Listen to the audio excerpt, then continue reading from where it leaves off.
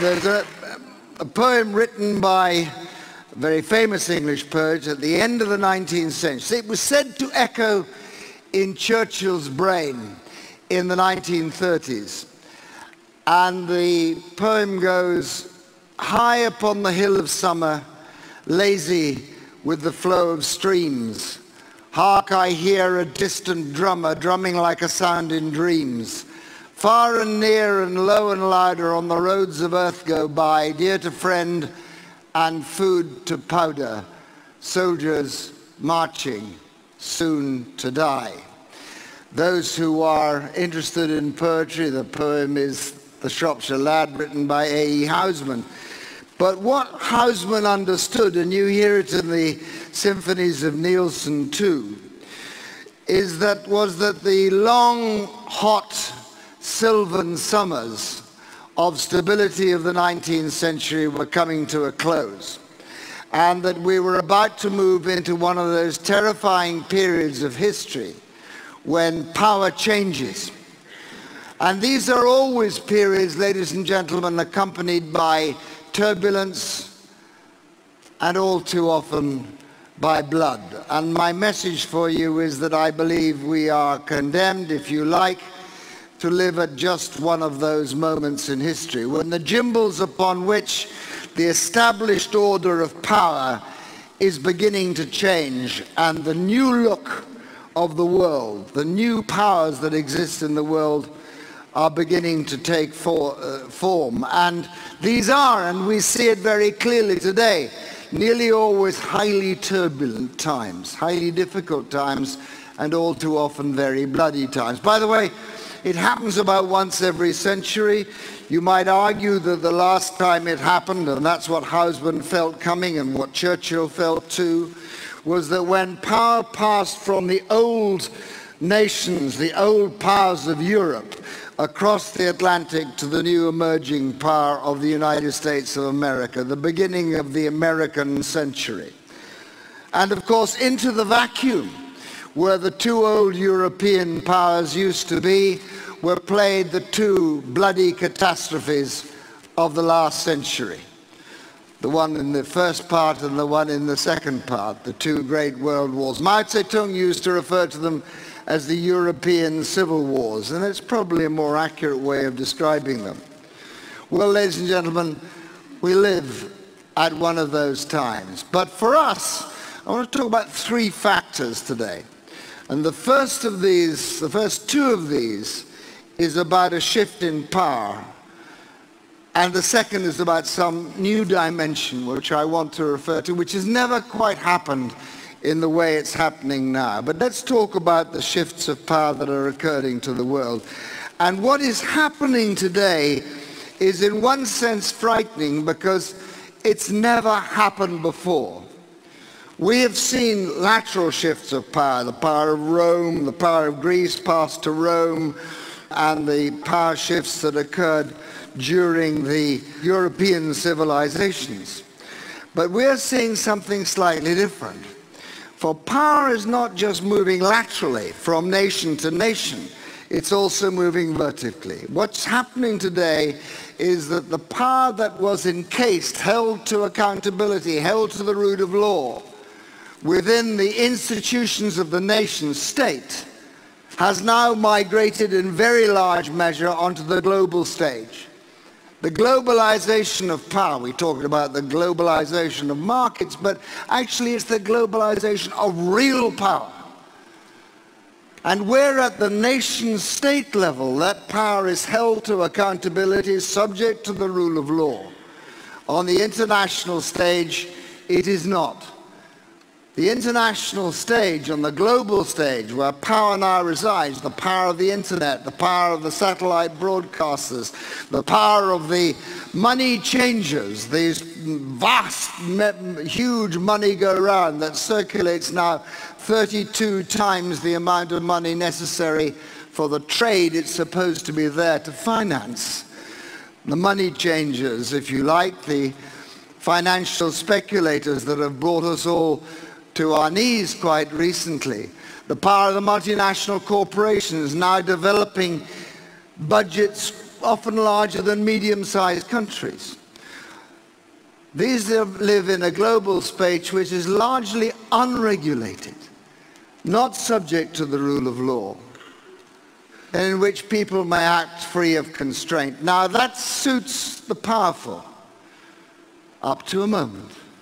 It's always suitable for those who have the most powerful to operate in spaces without constraint, but the lesson of history is that sooner or later, unregulated space not subject to the rule of law, becomes populated not just by the things you want, international trade, the internet, etc., but also by the things you don't want. International criminality, international terrorism. The revelation of 9/11 is that even if you are the most powerful nation on earth, nevertheless, those who inhabit that space can attack you even in your most iconic of cities one bright September morning. It's said that something like 60% of the $4 million that was taken to fund 9/11 actually passed through the institutions of the Twin Towers, which 9/11 destroyed. You see, our enemies also use this space, the space of mass travel, the internet, satellite broadcasters, to be able to get around their poison, which is about destroying our systems and our ways. Sooner or later, the rule of history is that where power goes, governance must follow. And if it is therefore the case, as I believe it is, that one of the phenomena of our time is the globalization of power, then it follows that one of the challenges of our time is to bring governance to the global space. And I believe that the decades ahead of us now will be, to a greater or lesser extent, turbulent, the more or less we are able to achieve that aim, to bring governance to the global space. Now notice, I'm not talking about government. I'm not talking about setting up some global democratic institution. My own view, by the way, ladies and gentlemen, is that this is unlikely to be done by spawning more UN institutions. If we didn't have the UN, we'd have to invent it. The world needs an international forum. It needs a means by which you can legitimize international action. But when it comes to governance of the global space, my guess is this won't happen through the creation of more UN institutions. It will actually happen by the powerful coming together and making treaty-based systems, treaty-based agreements to govern that global space. And if you look, you can see them happen, already beginning to emerge. The World Trade Organization, treaty-based organization, entirely treaty-based, and yet powerful enough to hold even the most powerful, the United States, to account, if necessary. Kyoto, the beginnings of struggling to create a treaty-based organization. The G20, we know now that we have to put together an institution which is capable of bringing governance to that financial space for financial speculation. And that's what the G20 is, a treaty-based institution. Now there's a problem there, and we'll come back to it in a minute, which is that if you bring the most powerful together to make the rules in treaty-based institutions to fill that governance space, then what happens to the weak who are left out? And that's a big problem, and we'll return to it in just a second. So there's my first message, that if you are to pass through these turbulent times, more or less turbulently, then our success in doing that will in large measure depend on our capacity to bring sensible governance to the global space. And watch that beginning to happen. My second point is, and I guess I don't have to talk to an audience like this about such a thing, but power is not just shifting vertically, it's also shifting horizontally. You might argue that the story, the history of civilizations gathered around seas. The first ones around the Mediterranean, the more recent ones and the ascendance of Western power around the Atlantic. Well, it seems to me that we're now seeing a fundamental shift of power, broadly speaking, away from the nations gathered around the Atlantic shoreboard to the nations gathered around the Pacific Rim. Now that begins with economic power, but that's the way it always begins. You already begin to see the development of foreign policies, the augmentation of military budgets occurring in the other growing powers in the world. I think actually this is not so much just a sort of shift from the West to the East. Something different is happening. My guess is, for what it's worth, that the United States will remain the most powerful nation on earth for the next 10 years, 15. But the context in which she holds her power has now radically altered, it has radically changed. We are coming out of 50 years, most unusual years of history, in which we have had a totally monopolar world, in which every compass needle, for or against, has to be referenced by its position to Washington.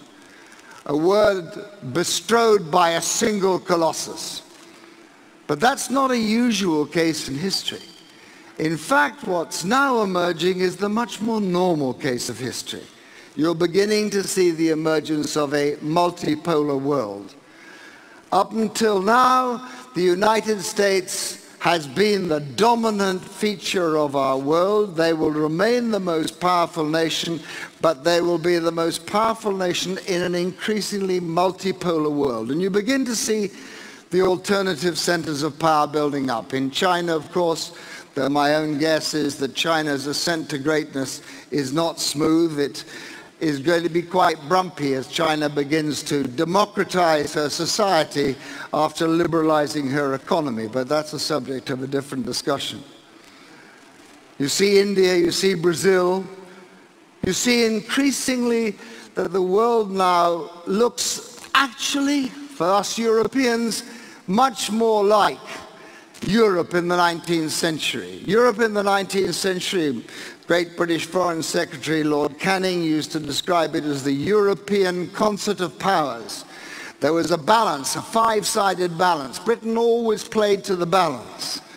If Paris got together with Berlin, Britain got together with Vienna and Rome to provide a counterbalance. Now notice, in a period which is dominated by a monopolar world, you have fixed alliances. NATO, the Warsaw Pact. A fixed polarity of power means fixed alliances. But a multiple polarity of power means shifting and changing alliances. And that's the world we're coming into, in which we will increasingly see that our alliances are not fixed. Canning, the great British Foreign Secretary, once said, Britain has a common interest but no common allies.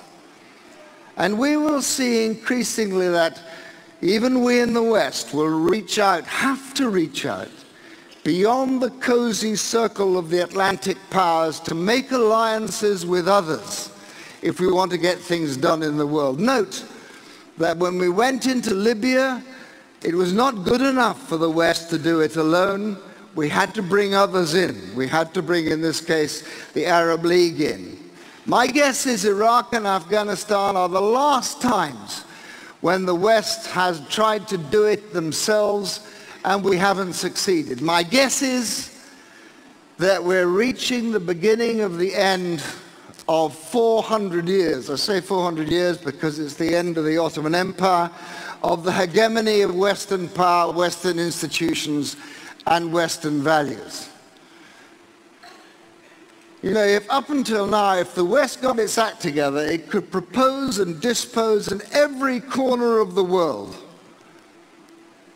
But that's no longer true. I mean, take the last financial crisis after the Second World War.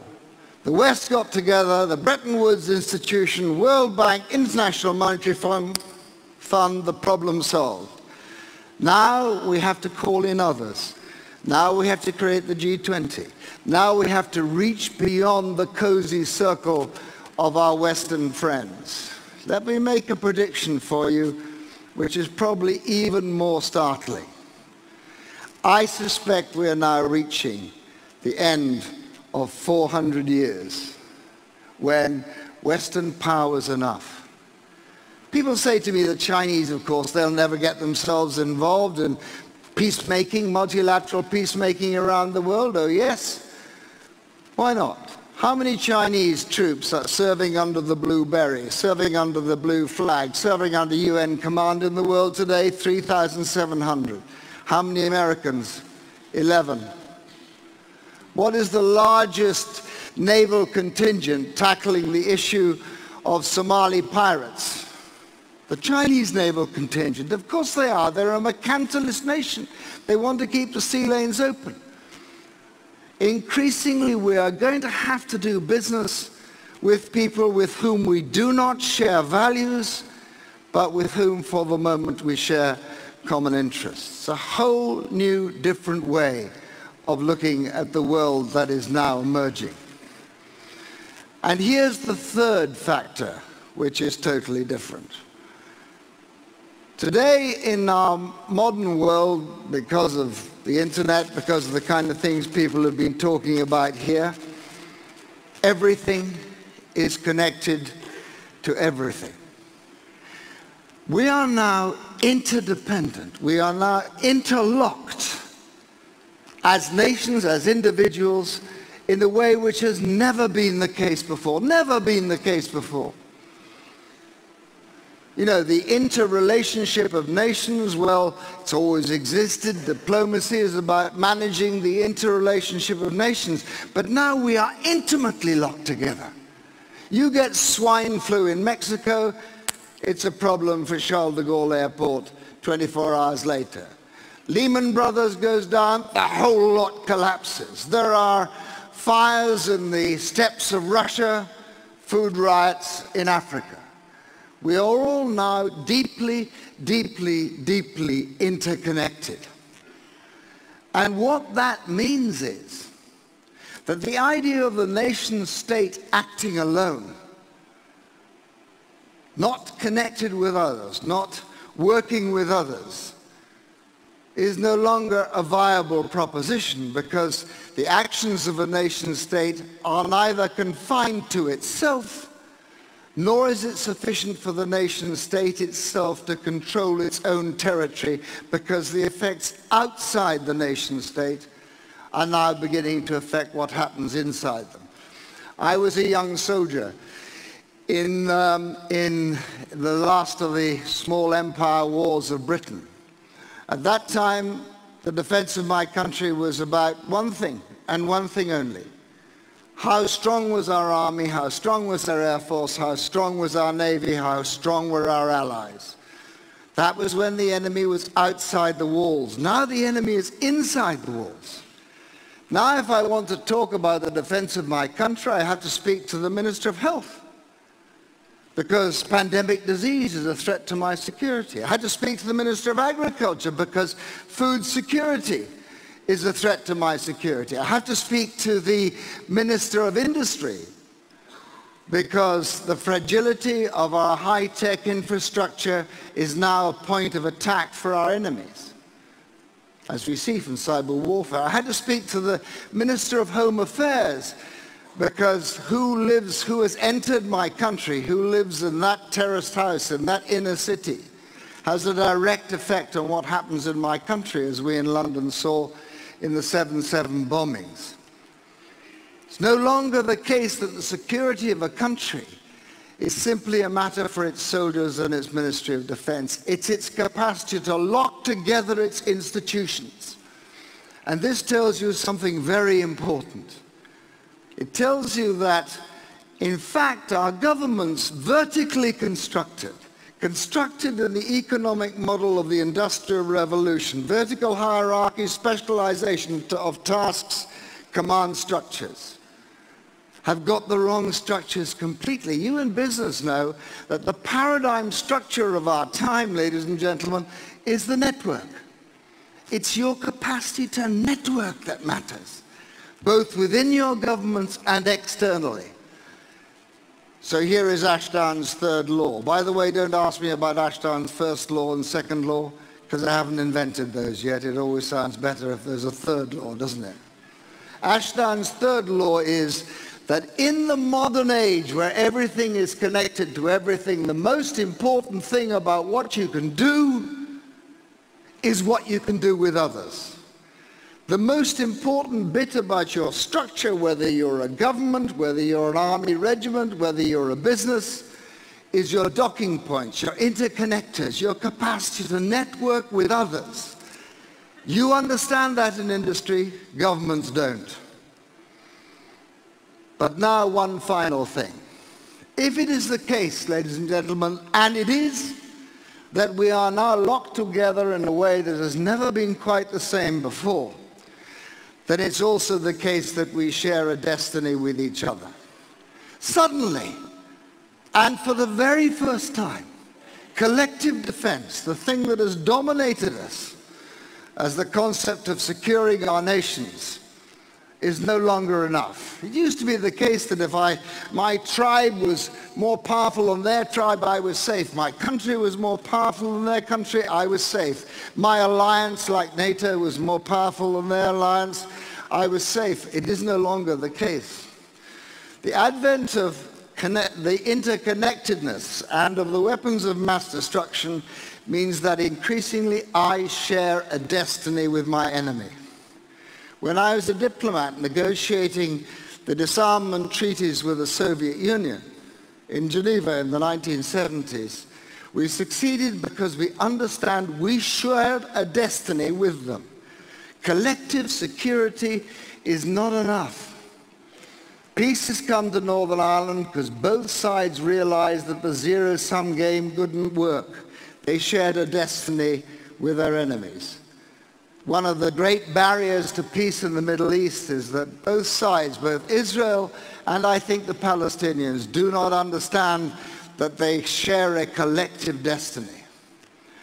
And so suddenly, ladies and gentlemen, what has been the proposition of visionaries and poets down the ages becomes something we have to take seriously as a matter of public policy. I started with a poem, I'll end with one. The great poem of John Donne's, Send Not for Whom the Bell Tolls. The poem is called No Man is an Island, and it goes, every man's death affecteth me, for I am involved in mankind. Send not to ask for whom the bell tolls, it tolls for thee. For John Donne, a recommendation of morality. For us, I think, part of the equation for our survival. Thank you very much.